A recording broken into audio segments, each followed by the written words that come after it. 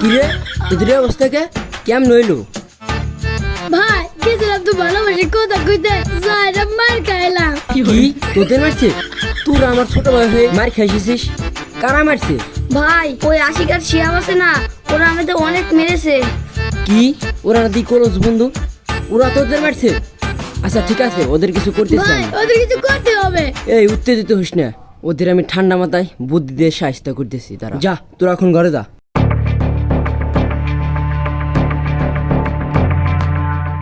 করিম চাচার মেয়ে সকিনাকে এর আগে অনেকবার দেখেছি, কিন্তু এইবারের মতন ভালো কখনো লাগেনি। সকিনাকে দেখে মনে হলো সে আগের থেকে অনেক সুন্দর হয়ে গেছে, আবার কথাবার্তা শুনেও ভালো লাগলো। ধ্যাত, আমি ওকে নিয়ে এত ভাবছি কেন?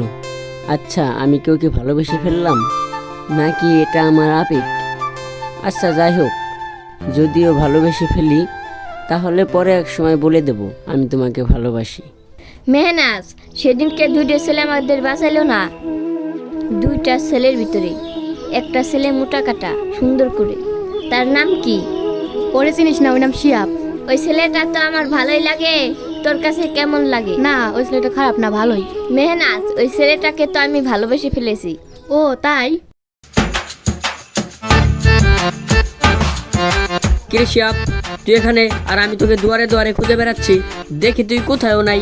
কেন, কি হয়েছে আবার? ওই সেদিনকে ওই যে বকেটা ছেলেদের হাত থেকে ওই মেয়েদের বাঁচালাম না, ওরা তো আমাদের ডাকছে। বলিস কি?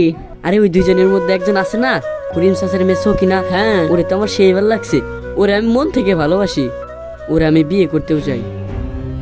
এ আমি কি শুনলাম?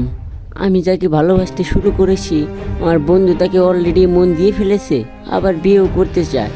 ধ্যাত, আমার কপালটাই খারাপ। কিরে চল চল দেখা করে আসি, চল। আরে না না বন্ধু, আমি যেতে পারবো না, আমার বাড়ি একটু কাজ আছে। আরে না চল, আরে না না, আরে আমি যেতে পারবো না, চল।